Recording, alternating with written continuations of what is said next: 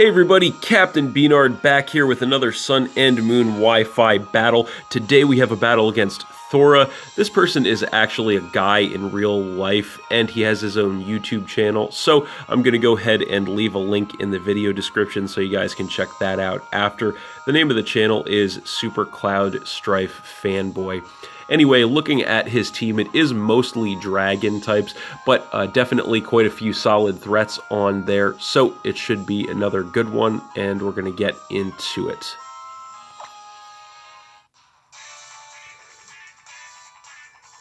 So, looking at the team preview, I really had no idea what he was going to want to lead with, as he actually just ends up leading with the Garchomp. So I decided to lead with my Shiinotic ET, looking all weird and stuff, just because it does do quite a bit of work to his entire team. So he is actually going to go straight for a switch here, predicting a fairy attack. He's going to come in with the Charizard, but I actually just take this opportunity to go for a Spore, knowing that none of his Pokemon are immune to it, so it is going to put something to sleep. So it is going to put the Charizard to sleep.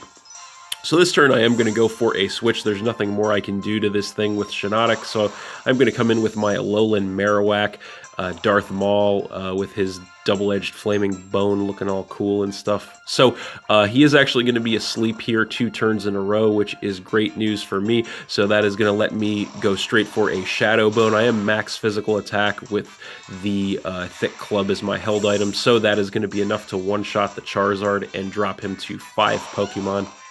So then he's going to come in with the Garchomp yet again, and that is going to force me to switch. I don't want to get taken out with a ground or rock attack, so I'm going to come in with my Mantine, predicting the ground attack, which he does go for the Earthquake, so not going to do anything there. This turn he actually goes for the Rock Slide. I was hoping he would be choice itemed, but he actually is not. But luckily I do survive that with 13 health, which is going to let me go for the Ice Beam. And that is going to be enough to one-shot the Garchomp and drop him to 4 Pokemon. So then he is going to come in with his Gyarados and get the Intimidate to lower my attack, even though I am a special attacker, so not really going to matter. And he does outspeed me, so he is going to go for a Crunch, and that is obviously going to be enough to finish off my Mantine and drop me down to 5 Pokemon. So then I'm going to come in with my Tauros and get the Intimidate to lower his attack. And I do outspeed him here, so I'm just going to go straight for a Wild Charge. And that is going to be enough to one-shot the Gyarados and drop him down to 3 Pokemon. And I'm going to take some recoil damage, but no big deal. So then he is going to come in with his Dragonite. And I decide that this is an opportune time to go ahead and bust out the Z move, specifically the normal Z move that I have for Tauros, which is going to be the Breakneck Blitz. Strange name for a move, especially for a PG video game, but nonetheless, essentially it is just a glorified tackle, full power tackle. So he actually does survive that in the red, unfortunately for me, and that is going to allow him to go for a Z move of his own, which is actually the ground Z move. So that, of course, is going to be the Tectonic Rage. So basically just going to open up a hole in the ground and drop me down to the center of the earth there. So that is definitely going to take out my Tauros and drop me down to 4 Pokemon, so he kind of won the war of the Z moves there. So then I'm going to come in with my Pangoro, Jack Black, the Kung Fu Panda, and I'm just going to go for a Bullet Punch, which is definitely going to be enough to finish off the Dragonite and drop him to 2 Pokemon. I am going to take some Life Orb damage also, but no big deal.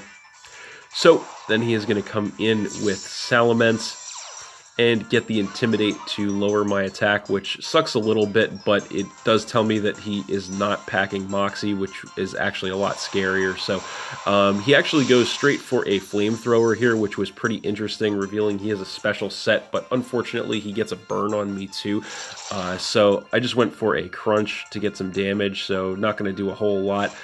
considering the Intimidate and the Burn, and then I'm also going to take damage from the Life Orb and the Burn there.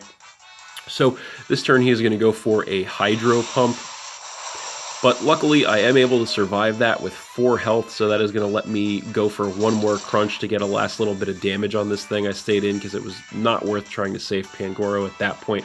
So the Life Orb damage is actually going to finish me off there, dropping me down to 3 Pokemon. So then I'm going to go ahead and come in with my Manectric Wolfric, and I'm going to go straight for the Mega Evolution into Mega Manectric.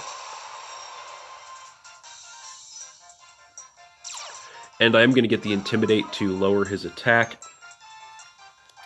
And I am going to go straight for the Hidden Power Ice. So that is going to be enough to finish off the Salamence and drop him down to just 1 Pokemon. So finally he is going to come in with his Altaria. And I do outspeed this as well, so I'm going to go for the Hidden Power Ice yet again. Wolfric just putting dragons on ice today, which is pretty fitting. But he actually does survive that in the red, so that is going to let him fire off a Dragon Pulse, which is only going to take me down by about 1/3. So I am just going to go for a Thunderbolt this turn, and that is going to be more than enough to finish off the Altaria, and that is game. So, thanks for watching again, everybody. Hope you all enjoyed. Please hit that like button, leave a comment, and or subscribe if you did enjoy, and stay tuned for more new battles in the future. So that's it, and we'll see you next time.